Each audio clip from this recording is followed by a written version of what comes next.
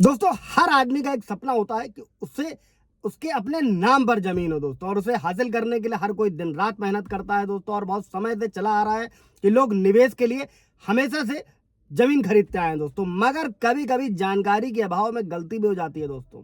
और ऐसे civil suit के केसेस में लोग सालों साल परेशान रहते हैं दोस्तों। ऐसे में सबसे बड़ा सवाल ये आता है दोस्तों कि एक आदमी जो है वो अपने नाम पर कितनी जमीन खरीद सकता है।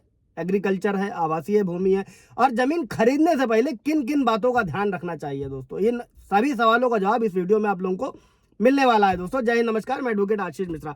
लाइक कर दीजिएगा, शेयर कर दीजिएगा, सब्सक्राइब कर दीजिएगा ताकि ये इन्फॉर्मेशन और लोगों को मिल सके दोस्तों।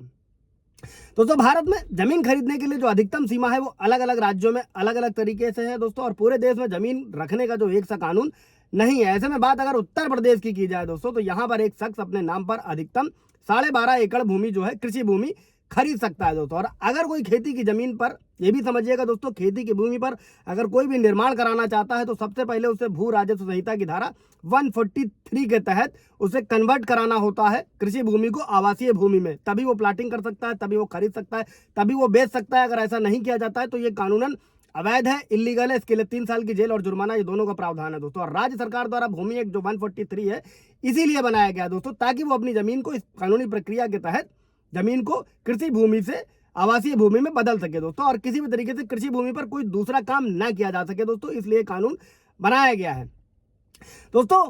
जब भी आप कोई जमीन खरीदने जा रहे हैं तो इस बात की पूरी जानकारी कर लें कि जो भूमि सरकारी है या नहीं है। और खतौनी में आपको ये देखना होगा कि वो जमीन जो श्रेणी 1 होता है उस का के तहत आती है कि नहीं आती है। इन सब चीज़ों से रिलेटेड अगर कोई सवाल जवाब होगा तो कमेंट में पूछ लीजिएगा, मैं क्लियर कर दूंगा दोस्तों। अभी बढ़ते हैं नेक्स्ट स्टेप की तरफ, जानकारी की तरफ।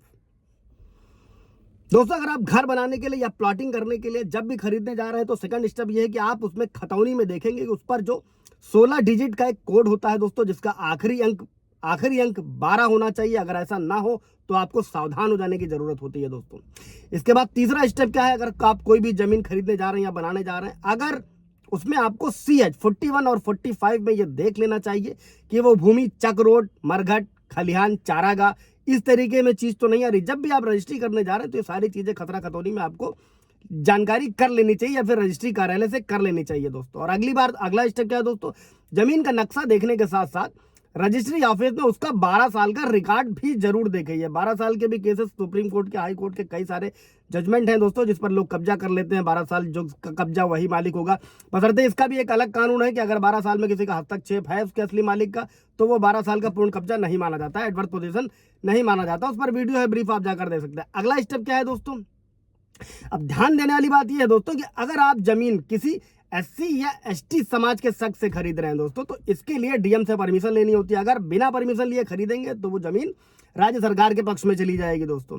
अगला स्टेप क्या है जो आप लोगों को पता कर लेना चाहिए दोस्तों, जमीन खरीदने से पहले इस बात की जानकारी लेनी बहुत जरूरी होती है कि भूमि किसी बंधक में ना हो, यानी कि उस पर किसी तरीके का अन्य पार्टी ने लोन ना लिया हो दोस्तों। इसमें होगा क्या, दाखिल खारिज नहीं किया जाएगा। अगर ऐसा नहीं है तो दाखिल खारिज आप नहीं करा पाएंगे दोस्तों। और अगला जरूरी स्टेप क्या है, जमीन खरीदने से पहले मौके पर जाकर जरूर देखें दोस्तों कि जिस जमीन को आप खरीदने जा रहे हैं, जिस जमीन को आप रजिस्ट्री कराने जा रहे हैं, उस पर उसका कब्जा है या नहीं है दोस्तों। इन सभी चीजों को देखने के बाद उस जमीन को खरीदें। इनसे रिलेटेड कोई सवाल जवाब अगर आप लोगों का होगा तो कमेंट में पूछ लीजिएगा, कोशिश रहेगी क्लियर कर दूंगा या फिर वीडियो बना दिया जाएगा उस पर। Thank you.